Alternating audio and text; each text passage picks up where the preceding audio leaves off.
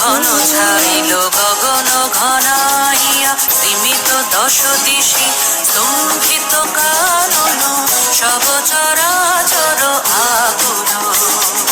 কি হবে কে জানে, ঘোরা রজনী দিক ললনা ভয় বিভলা, গগন ঘন ছাইল গগন ঘনাইয়া, সীমিত দশ দিশি স্তম্ভিত কানন, সব চরাচর আকুল। কি হবে কে জানে, ঘোরা রজনী দিক ললনা ভয় বিভলা, গগন ঘন ছাইল গগন ঘনাইয়া।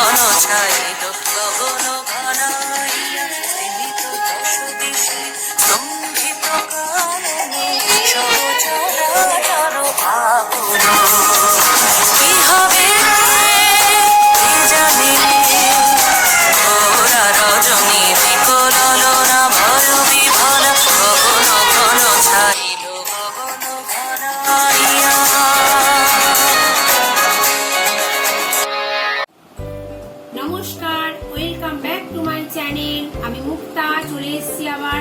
প্রথম থেকে গান শুনিয়েছি, প্রকৃতিকে দেখিয়েছি। বুঝতেই পারছো গানটা কিসের উপর নির্ভর করে। বর্ষা চলে এসছে আমাদের দোরগোড়ায়। বর্ষা কিন্তু কড়া নাড়ায়নি, একদম ঢুকে পড়েছে। যারা বর্ষা প্রেমী বা বর্ষা ঋতুকে ভালোবাসে তাদের তো ভীষণ ভালো, খুব আনন্দের সময়। আমিও বর্ষা প্রেমী, ভীষণ ভালোবাসি বর্ষাকে। বেশ বৃষ্টি পড়বে, বাইরে ঘরে খিচুড়ি হবে, দুপুরবেলা লাঞ্চ, আর সন্ধ্যেবেলা অনেক বেশ ভাজাভুজি হবে, আর দারুণ জমে যাবে। আর কিন্তু শুধু বর্ষাকে ভালোবাসলেই হবে না, এই যে ঋতুটা ঢুকছে এই ঋতুর সাথে নিজেকে মানিয়ে চলতে হবে, প্রোটেক্ট করতে হবে নিজেকে। শুধু নিজেকে নয়, বাড়ির যত সদস্য আছে, বিশেষ করে ছোট ছোট বুড়ি গাড়াগুলোকে প্রোটেক্ট আমরা কি করে করব, অবশ্যই সেটা আমি তোমাদের সাথে আজকে শেয়ার করব। আর তার জন্য আমাদেরকে চলে যেতে হবে রান্নাঘরে। চলো আমরা দেখাই আজকে বর্ষার থেকে, বর্ষার এই যে নতুন বর্ষা ঢুকছে, এই যে বর্ষার সাথে বাচ্চাগুলোকে যাতে ঠান্ডা না লাগতে পারে, যাতে সর্দি কাশি না হতে পারে, বা যে ঘুষঘুষে কাশি হয় আমাদের, সেই ঘুষঘুষে কাশিটা যাতে না হয়, তার জন্য ভালো থাকার জন্য আমরা কি করব সেটাই আজকে আমি তোমাদের সাথে শেয়ার করব। আর তার সাথে গানের সাথে তোমাদের আমি আজকে প্রকৃতি দেখিয়েছি বা বাইরেটা দেখিয়েছি। অবশ্যই এটা আমার বাড়ির চারিপাশ।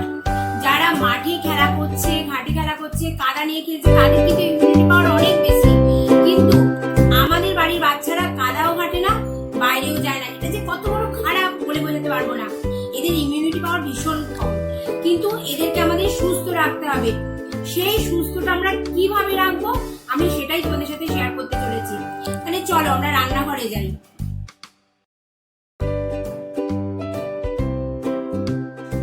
প্রথমে হাফ লিটার জল বসাবো, এটাকে খুব ভালো করে ফুটিয়ে অর্ধেক করে নিতে হবে।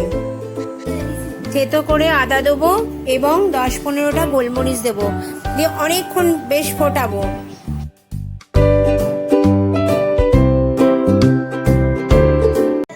কালারটা দেখো কেমন চেঞ্জ হয়ে যাচ্ছে।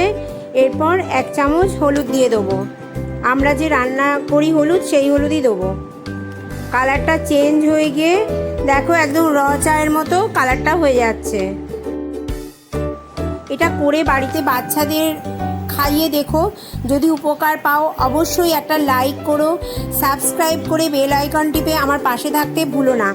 এটা আমিও আমার মেয়েকে খাওয়াতাম, ওর ভীষণ ঠান্ডা লাগার ধাত ছিল, আমি খুব উপকার পেয়েছিলাম বলেই আজ আমি এটা তোমাদের সাথে শেয়ার করতে নিয়েছি। ঠিক সিজন চেঞ্জের সময় যদি এগুলো খাওয়ানো হয় না, ভীষণভাবে উপকৃত হবে। কেউ যদি মনে করো এর মধ্যে তুলসী পাতা দিয়ে ফোটাবো, তাতেও কোনো অসুবিধা নেই। এবার এটা আমি দুটো গ্লাসের মধ্যে ছেঁকে নেব। তারপর অর্ধেকটা পাতিলেবু আমি এর মধ্যে রসটা বার করে দেব। দেখো রসটা বার করে দেওয়ার পর কালারটা কীরকম চেঞ্জ হয়ে গিয়ে হলুদ হয়ে যাচ্ছে। পাতিলেবুতে ভিটামিন সি থাকে, যেটা প্রচুর পরিমাণে আমাদের রোগ প্রতিরোধ করতে সাহায্য করে। দেখো রেডি। অবশ্যই তোমরা বাড়িতে এটা প্রয়োগ করো আর আমাকে জানিও। আজকের মতো টাটা।